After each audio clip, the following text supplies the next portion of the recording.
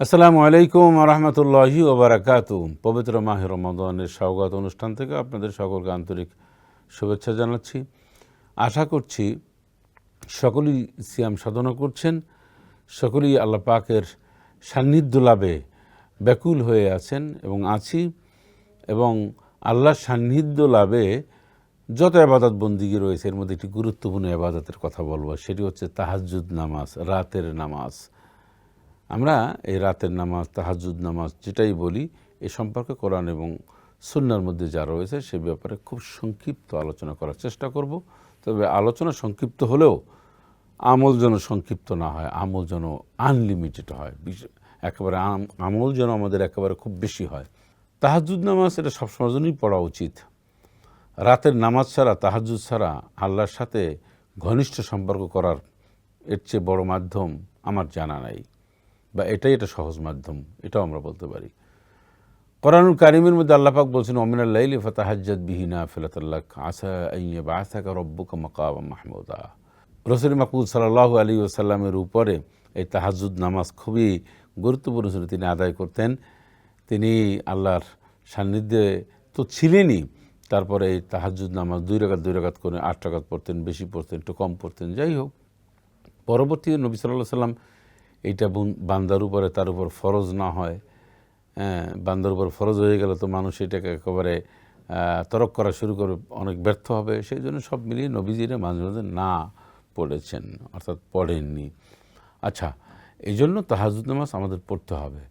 রাতের ইবাদত বন্দিগির বিকল্প কোনো রাস্তা নেই।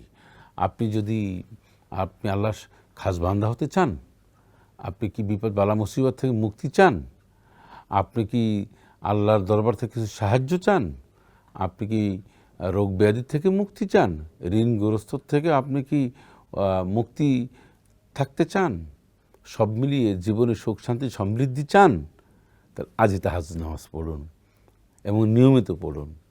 কারণ নিয়মিত নামাজ, তাহাজ্জুদ নামাজ পড়লে আল্লাহ ইনশাল্লাহ আল্লাহ বরকত দেবেন, আল্লাহ রহম করবেন।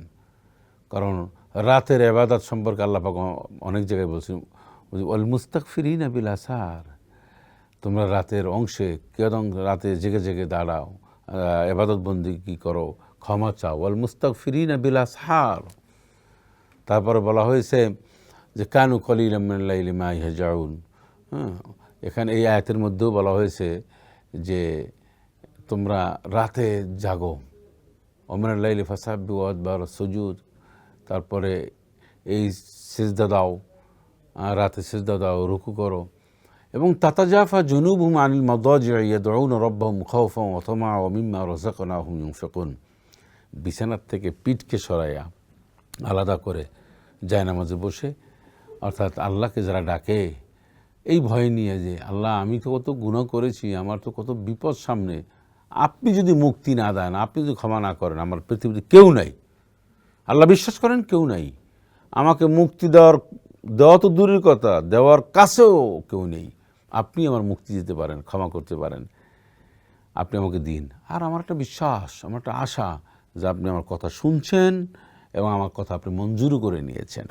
আল্লাহ পাক বলেন, এরকম বিশ্বাস, আশা, ভয় নিয়ে যারা আমার দরবারে ডাকে গভীর রজনীতে, আম্মা ইউজিবুল মুত্তারা ইযা দাআহু ইয়াকশিফু সুআ। বান্দা, চুপি চুপি যখন বিপদে পড়ে যাও, রাতে আমাকে ডাকো, চুপি চুপি যখন ডাকো, তখন এই বিপদ থেকে কে উদ্ধার করে, কে তোমাকে মুক্তি দেয়? আল্লাহ দেন। আল্লাহ পাক সেজন্য বলছে যে একজন মোমেন তাই করবে। নবীজি ঠিক, ইয়া আইয়ুহাল মুযাম্মিল কুমিল লাইলা ইল্লা কালিলান নিসফাহু আও ইনকুস মিনহু কালিলান আও জিদ আলাইহি ওয়া রাত্তিল কুরআন তারতিলা। ইয়া আইয়ুহাল মুযাম্মিল কুমিল লাইল ইল্লা কালিলান নিসফাহু আও ইনকুস মিনহু কালিলা। আল্লাহ পাক নবীকে ডেকে ডেকে উঠাইছেন, নির্দেশ দিয়েছেন, হে কম্বলওয়ালা উঠুন, তারপরে উঠে নামাজ পড়ুন।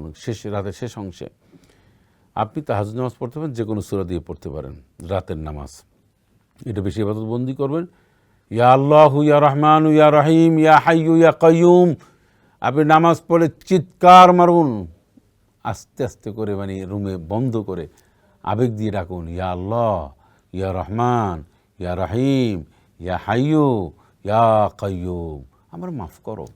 আপনি এটা বলুন, হাসবুনাল্লাহু নি'মাল ওয়াকিল বলুন, হাসবুনাল্লাহু নি'মাল ওয়াকিল বলুন, ইনশাআল্লাহ আল্লাহ আপনার দোয়া কবুল করবে। উঠুন, এই রাত কি কেটে যাবে ঘুমের অলসে, এই রাত কি কেটে যাবে ঘুমের অলসে। জীবনে কত রাত আমরা ছেড়ে দিয়েছি খেলার পিছনে, কনসেপ্টের পিছনে, কনসার্টের পিছনে, তারপর নানানভাবে কত রাত জীবনে কেটে গেছে, কিন্তু জায়নামাজে আমাদের রাতটা কাটলো না।